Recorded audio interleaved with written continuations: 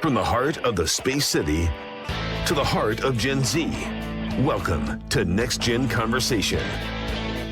Not Dad's Talk Radio. Ethan talks to you about the issues and events that matter to our generation. This is the Next Gen Report with Ethan Buchanan. Hey, good evening, ladies and gentlemen. Welcome to the Next Gen Report, Tuesday evening live. We're on Facebook now. That's kind of cool. If you're watching on the Facebook live stream, that's through the KTRH Facebook page. Good evening to you. If you're one of my usual viewers on X, good evening especially to you guys. Carnifex Maximus is already in the chat. What is up? Guys, use the chat feature all evening long. By all means, I encourage it. I would love nothing more. I love to see the feedback in the chat feature. It's a free speech platform, so I'm not gonna try to regulate you too much. Within the bounds of reason, speak your mind. And I'd love to, shoot some stuff back and forth on, any of the given topics that we've got this evening. We've got a lot of stuff going on. I want to dig into Markwayne Mullin. He got himself into some hot water. He got on some nerves. We've also got, of course, Orhan Mamdani being a silly little goose. Once again, just being a silly, goofy guy. Their public grocery stores are, to no one's surprise but their own, running into some problems. So we'll dig into that. Actually, you know what? Let's dig into that first. Let's start with that, because nothing is more entertaining than just bullying the communists. So you will, of course, remember Orhan Mamdani campaigned on these big city-run grocery stores, and it was just going to be so much cheaper than all the other groceries, and it was going to be wonderful and beautiful. Everyone would have bread and circuses and be happy all the time because Big Daddy government is going to take care of you. And we've already run into some issues. You'll remember he promised to make everything 30% cheaper. Okay, great. So this is going to create a lot of demand. People who don't necessarily live in New York City, but maybe they're close, now they've got a 30% incentive to go visit the New York City grocery store. Drive that 10 minutes into the very borders of town and go shop there. Or let's say you already run a grocery store in New York City. Guess what? You've got a supplier that's now offering a 30% discount. So you can just go resell all of their stuff. All right, well, that kind of defeats the purpose of the public-run grocery store, doesn't it? How do you prevent that? Well, believe it or not, Orhan Mamdani actually got asked this question. How do you stop people from taking advantage of the 30% discount at the public grocery store? Because remember, the pitch is, this is for poor people. If you're poor, if you can't afford your groceries, Big Daddy government is going to come save you. We're going to take care of you. We're going to coddle you. Okay, well, you got to have a way to make sure that that's who's taking advantage of this. He got asked about this. Take a listen. How are you going to keep people from taking advantage of that, that deal, basically? And is there going to be a limit on the number of items that someone can take that are discounted at that level from that essential basket? So our RFP makes very clear that this is a program for New Yorkers to be able to put food on the table, not a program for people to be able to make a quick buck through reselling. I'm going to pass it over to our EDC head, G Pack, to add some additional details. Yes, if you look at our RFP for the operator, we are looking to make sure that we target New Yorkers, whether it be at sort of a library card-esque thing, and also we manage who's buying, and that is focused on everyday New Yorkers. So we are mindful of that, and so we're going to make sure that we have all the things in place to ensure that that does not happen. How are you? Okay, so we've got stuff in place, and we're going to make sure it happens, and we pinky promise it's not going to be taken advantage of. The only thing that she actually mentioned that was really concrete in there was like a library card system. Okay, great. What does that mean? Like, are we talking about IDs? You just show your IDs. Say, look, here I am. I'm a New York City resident. I live in the city. This is for me. That sounds like kind of what you're proposing. But then again, that starts to kind of defeat the purpose, because we've been told by the Democrats that the poor black and brown people that this is supposedly designed to help, well, they can't get state IDs. That's why we can't have voter ID, right? Because that would be a poll tax or whatever. These people don't know how to get IDs. They can't get IDs. That's the line. We've heard that how many times from Democrats when voter ID is brought up. But now we bring up, hey, we've got this city-run grocery store. Everything's super cheap. There's going to be a lot of demand. People are going to take advantage of the system. How do we fix that? IDs. Great. So we could do it then, right? Right? Because if we can do it for groceries, if we can do it for a 30% discount on bananas, surely we can do it for voting. I think that's way more important, right? Anyone that's reasonable would agree that that's more important, right? So, of course, everybody started pointing this out. That video I just played you was posted on X by Elon Musk himself, and he pointed out the irony of it. We can't do this for voter ID, but we can do it for the bananas. For the bananas at the communist grocery store. Now, according to Newsmax, they are retreating on this. They did a big report on this whole situation. Mamdani retreats on grocery store ID talk. Buried down here at the bottom. Post reported that the administration's request for proposal documents included additional details about the savings card program. The document said the card must be made easily available to any individual requesting it, and it would not require proof of residency. So we are going to have an ID system, but it's going to be the most lax ID system in the world. I mean, theoretically, just based off of what I just read you, I myself, as a resident of Houston, Texas, could take a plane to New York, say, hey, can I get one of these IDs to go shop at the cheap grocery store? And then just get it, just like that. It's that easy. That's the way it looks to me. So expect this program to get taken advantage of. Expect it to go poorly. Like I said a couple installments of the show ago, this is going to go really well right at first. You're going to see all the pictures of the lines, the interviews with people in the mainstream media talking about, oh, this is so great. I saved so much money on my groceries. And then you're going to start to dig into, it'll be a few months, but it'll happen. Hey, there's this fraud going on here. There's people taking advantage. There's people reselling the groceries. There's more demand than we have supplies. And now bodegas and small grocers are going out of business because they can't compete in New York City. There's going to be food deserts created, and the only option is going to be these terrible communist grocery stores. It's going to look real good at first, and then it's going to look real bad real quickly. This is the Next Gen Report. We'll be right back with a whole lot more in just a minute.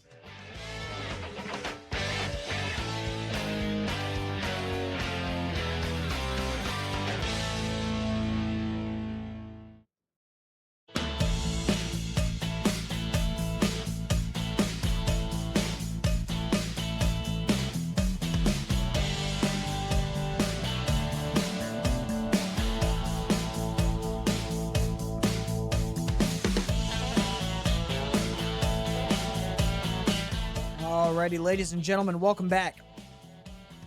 If you're just now tuning in, welcome. If you caught the first segment, I want to ask you, do you think this is kind of exposing the hypocrisy here when it comes to things like voter ID from the Democrats?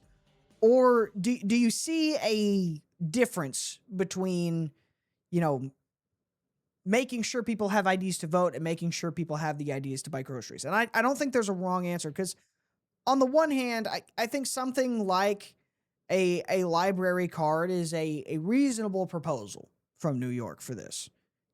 Given who the Democrats are, the things that they stand for and support, the messages they parrot, this is exactly what I would expect from them. And provided they're actually careful with the program and manage it well, that could hypothetically work. I think the more likely scenario is this is going to be a disaster, and a big part of it is going to be how lax they are with their ID requirements. But I could be wrong. I would love to know what you think. Let me know. If you're watching on Facebook, if you're on X, use the comment section. By all means, tell me what you think. If you think I'm on the money, if you think I'm off base, either way. I'd love to have a little bit of a back and forth. Maybe we'll pull some comments and talk about it.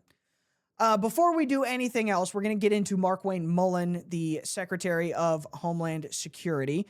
let's talk about my show sponsor, Deus Volt lapel pins. These guys are fantastic. They make a great product. I wear one of their lapel pins every single day. I'm wearing one right now.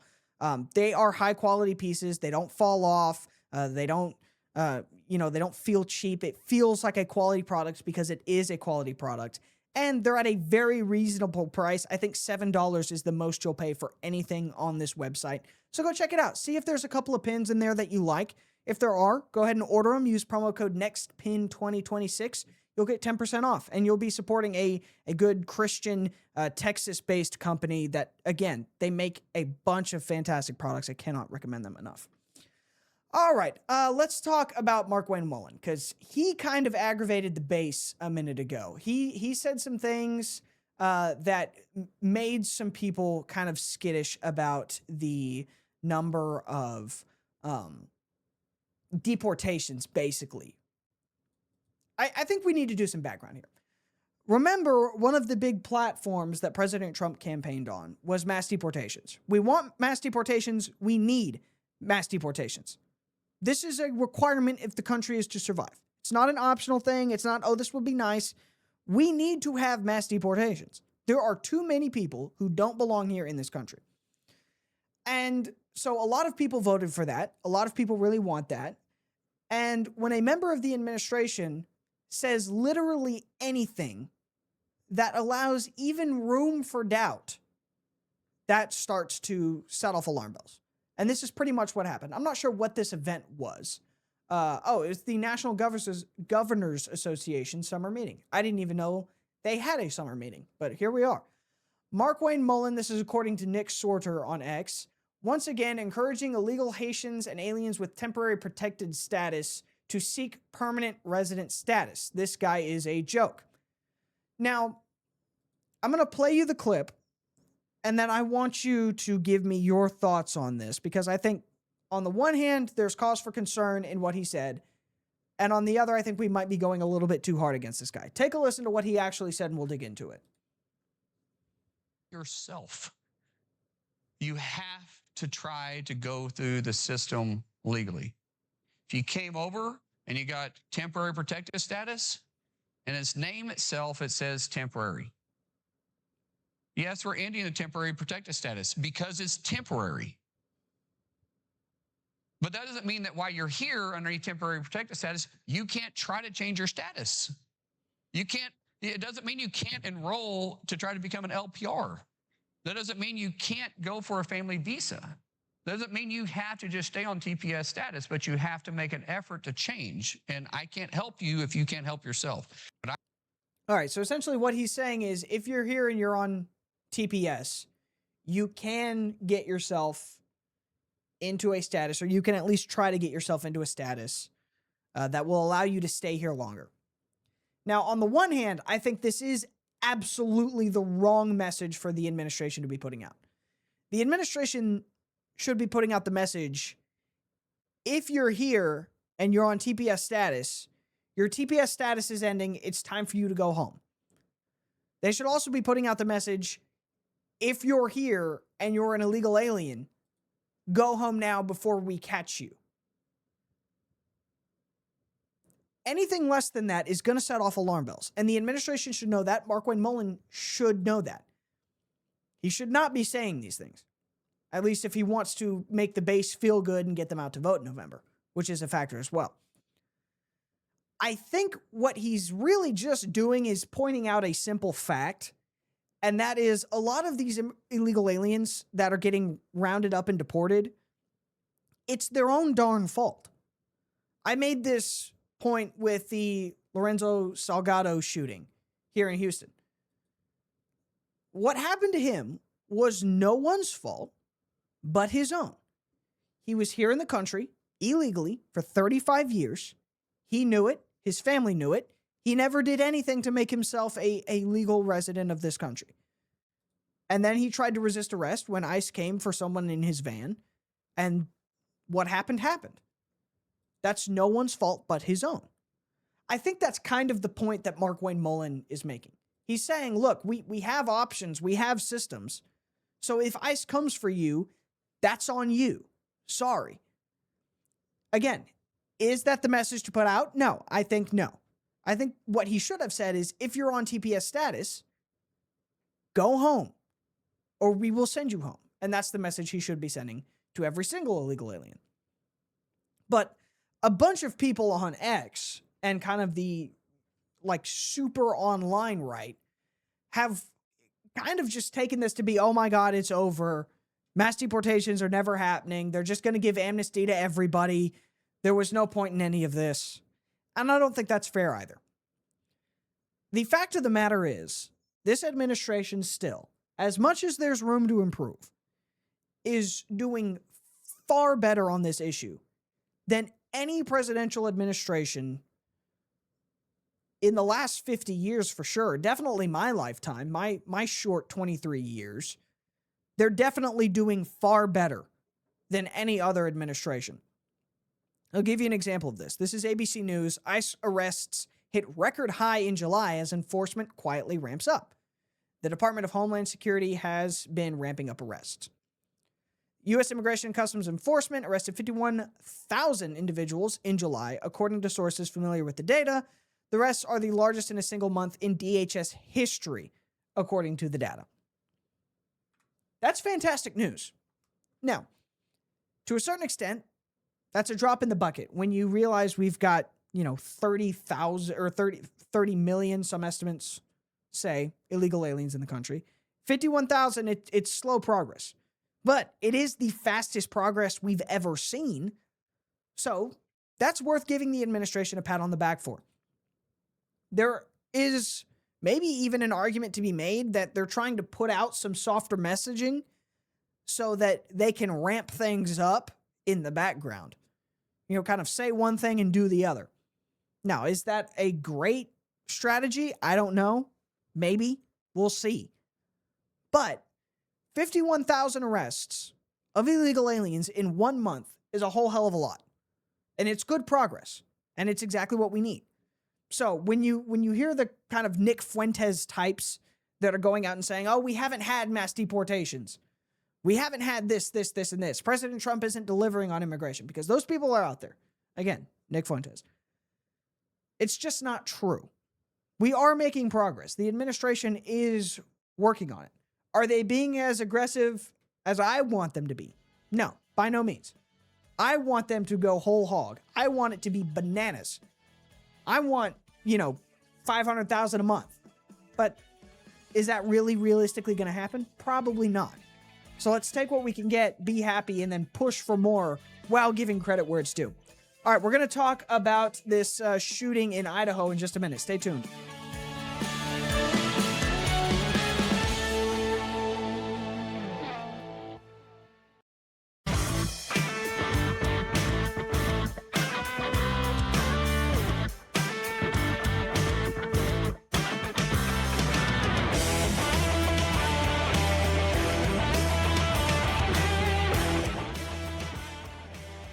Alrighty, ladies and gentlemen. This segment is going to be very Second Amendment heavy. And if you've listened to me at all, if you're familiar with me at all, you know I am very big on the Second Amendment. If you don't listen to me at all, if you've never heard of me before, hey, it's me. I'm very big on the Second Amendment.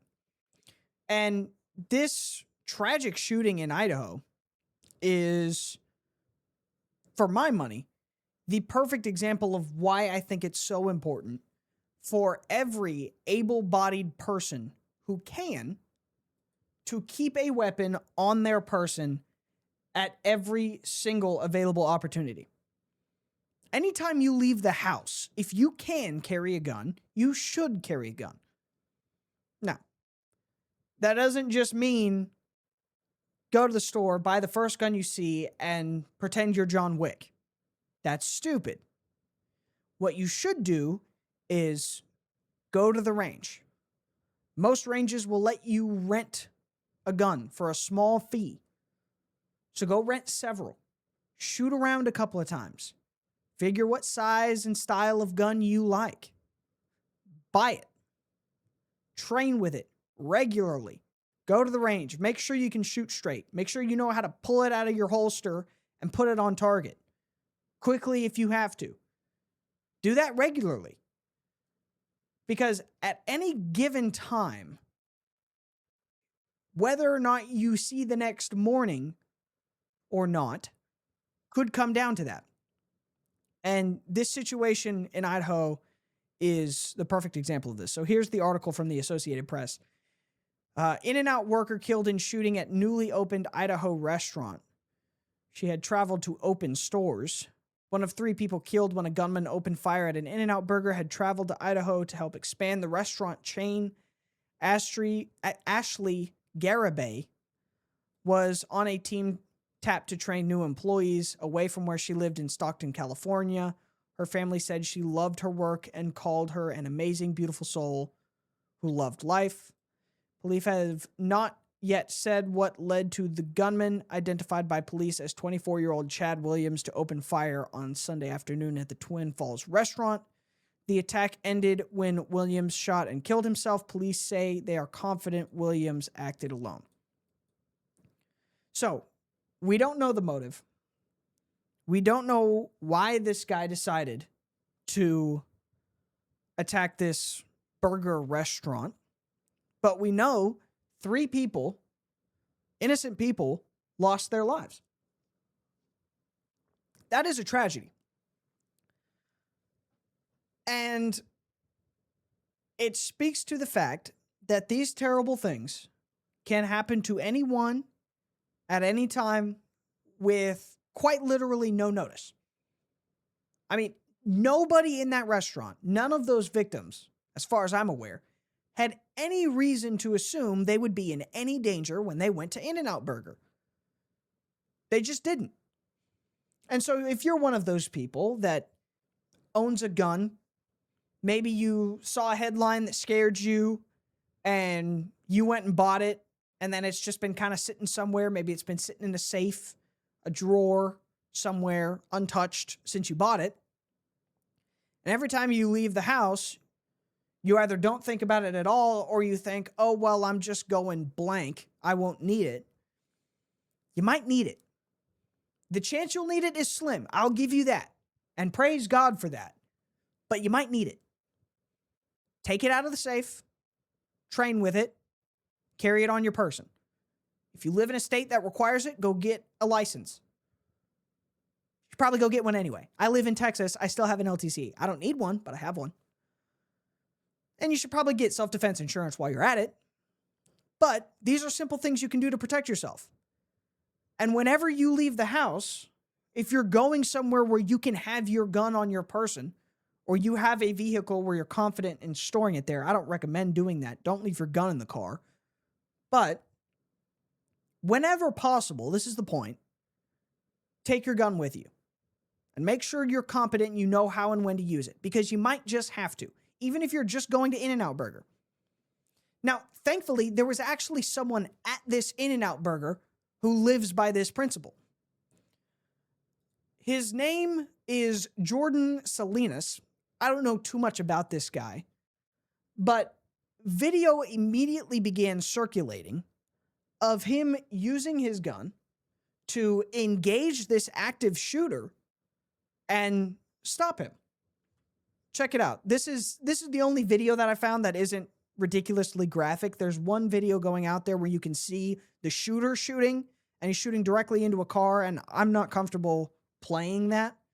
But here's the video of this hero civilian who had his gun on him and engaged this active shooter. Check this out. You probably saw these pictures. It went viral, like super viral on Twitter.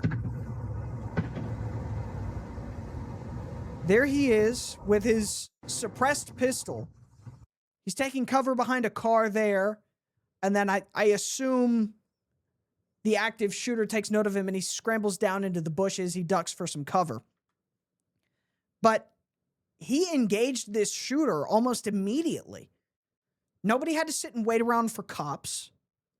They already had someone there that kind of pushed him to the side, forced him to retreat and not keep murdering civilians. There was another off-duty, I believe it was a state trooper that was there as well and did the same thing. Praise God for that. These are people that were ready. They knew, hey, there's a slim chance, slim but still a chance, that somebody might attack me while I'm just going to get lunch, while I'm just going to get a burger. This guy was just out for a quick bite with his girlfriend and ended up saving a bunch of lives. I guarantee you. I guarantee you. Good Morning America actually caught up with this guy over the last couple of days. I want to play you the spot that they did on him because for mainstream media, this is actually an incredibly good piece of reporting about a guy who used his own personal weapon to save lives. Check this out. After the weekend's deadly shooting in Idaho, a gunman opening fire outside an In-N-Out restaurant. Report multiple people down. This morning, we're hearing from the man who fired back. It was like a switch, like, okay, green light. He said it's real now. Yeah, like this is real, it's happening. 35-year-old Jordan Salinas tells me he and his girlfriend Emily had just pulled into the parking lot when the shooting began. As soon as we pulled in, just a sea of people just flooding out of the building. Yeah, we didn't know what was going on. We both thought it might have been a kitchen fire. What's happening? What happened? What's happening? Shoot. As hundreds ran for their lives through that crowded shopping center, Everybody's running. Jordan drew his semi-automatic pistol and went toward the danger, seen on video repeatedly firing at the shooter. You were actively taking cover behind the In-N-Out sign. The biggest thing was just that he didn't know where I was. When those first shots broke at him, I mean, he had no idea. You had said he didn't like the bullets going both ways. No, he seemed unusually comfortable aiming that rifle at those cars. And then as soon as some rounds started coming at him, everything changed.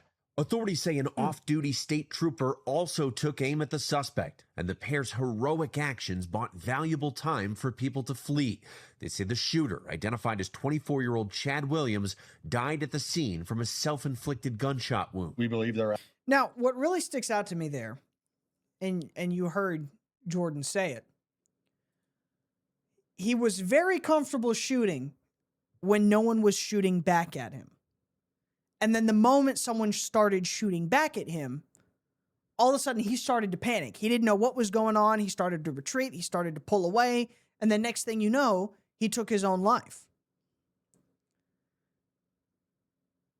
This is more common in active shooter situations than the gun control crowd wants you to believe. And when I say this is common, I mean the kind of cockiness of the shooter. I guarantee you, he did not expect a single person to push back, at least for a while. Maybe he expected some cops to show up, and maybe that's when he planned to end his own life. Again, I don't know much about the guy or what his motivations or what have you were, but I guarantee you, he didn't expect, when he attacked that In-N-Out, to meet resistance. I believe this statistic is 94%, somewhere thereabouts, of these type of mass shootings occur in gun-free zones. I mean, that's why shooters target schools so often, because they know nobody's going to shoot back there.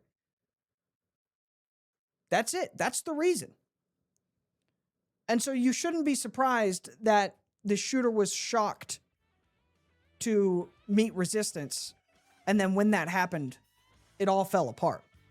I guarantee you he would have taken more lives if there hadn't been armed, well-trained civilians there to engage him. Once again, praise God for that, and let that be a message to you. Buy a gun. Be responsible with it. Train with it. You might need it one day.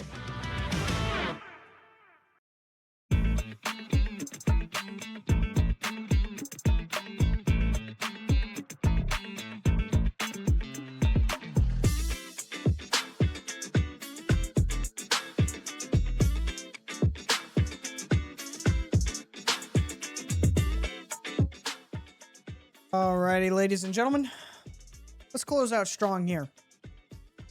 I want to circle back and give the Trump administration some more props. Again, whenever I, publicly come out and say, hey, I think the administration is, all things considered, doing a fairly good job, I run into this issue of people assuming that I just would crawl over broken glass nude to defend the Trump administration. And that's not true. In situations where President Trump or members of his administration screw up or do something stupid, I will call them out when it's worthwhile. If it's, a nothing burger, then it's a nothing burger. But if the administration actually does something that I think is stupid, I will by all means say it. If the administration fails to deliver in any meaningful way on something that we kind of needed them, frankly, to deliver on, I will say it. So I've said multiple times, hey, we need to be doing more on groceries. It's in the show. You can go back and listen to any episode. I've probably said it at least once an episode. We need to be doing better on the just economy in general. We're doing okay. We need to do better. I've said that. That's on the Trump administration. Locked down. One of the ways they can do better on the economy is by continuing to pursue something that they've already done a fairly good job of, and that is crack down on fraud and waste inside the government. Here's why this matters. The government spending money costs you money. Maybe it's just in the form of, hey, they have to print more money, which raises inflation. Or maybe it's, hey, they've got bills to pay, so the IRS gets more aggressive and they start going after you for silly mistakes. One way or the other, that costs you money eventually. So by cracking down on fraud, we can all save some money. If the federal government starts looking at the money going out and scrutinizing it carefully and saying, we're not going to waste it, we're not going to allow people to steal it, that's good for everybody. That's what they've been doing. J.D. Vance has done a fantastic job with his fraud task force. They've identified $230 billion of fraud. They've already halted $56 billion of it. This is small numbers when you're talking about federal spending, but the reality is these are very big numbers. Anyone will tell you $56 billion is a large number. So thank God the administration is solving these problems. Take a listen to J.D. Vance kind of giving a status update on his fraud task force at the most recent cabinet meeting. Check this out. This has been an amazing team, from Kelly Loeffler at SBA to Doug at the VA to Todd and Bobby Kennedy. This really has required a whole of administration approach to try to tackle fraud. There are a few things that I want to talk about and celebrate. The first is that just since the beginning of the fraud task force that I started under the president's leadership and direction, we have identified $230 billion of fraud that's being perpetrated against the American people. And we have halted already $56 billion of that. It's sometimes hard. Once the money has already gone out the door, it's hard to get it back. But stopping it from going out the door is how we save the American people. $56 billion. And of course, we're going to keep on working on that. Just today, Mr. President, we will announce 17 new anti-fraud actions that will total about $1/3 of $1 billion. And that's added to the $230 billion that we've already uncovered. And I want to just talk for the benefit of the American people about why do we care so much about this? Because what I always try to remind people is that fraud has two victims. So to give one concrete example, there's a program that is administered by Medicaid. And that program ensures that low-income moms and low-income babies have access to neonatal care. Now, I think most Americans probably share my view that this is one of the great things about the United States of America, that if we see a baby and we see a young mother that requires help, we help our fellow Americans. That's a good thing. It's something that we should be proud of. And yet, there is a program that has defrauded the moms and the babies who benefit from these. You've gotten people who've gotten rich by setting up false companies that are providing false services. So who loses in that equation? Number one, of course, is the American taxpayer that is $230 billion poorer because of the fraud that this country has let go on. But I actually think most importantly is that we've seen that program run out of money.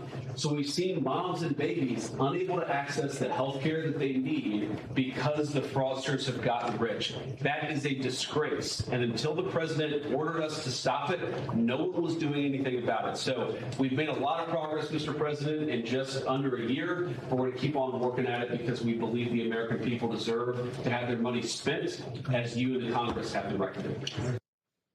That's fantastic. That's fantastic that they're finally actually addressing this. The fact that this went on for so long is mind-boggling. And you would think that even the left would be super excited about this because they talk so much about how they want people to have, things like free healthcare. The example that JD Vance pulled, I think, was a fantastic example. This is a program for poor people who just had babies to get some medical care. Good. You know what? By all means.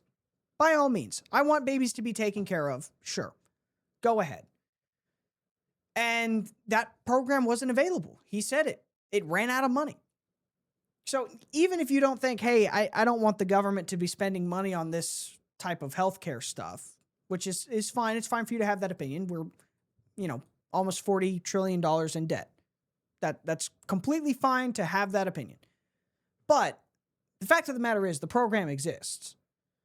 And what happens when the demand for a government program exceeds the supply of the government program? It gets bigger, universally, every single time. Somebody who's directing that program is going to go in front of Congress and say, hey, we ran out of money. It's just so popular. Please give us more. Clearly, people need it. And then Congress is immediately going to start shoveling more cash into that program because you never want to be the congressperson who votes against taking care of poor babies. And so the spending increases every single time. But if you crack down on the fraud, if you stop it from happening, by all means, keep the program going.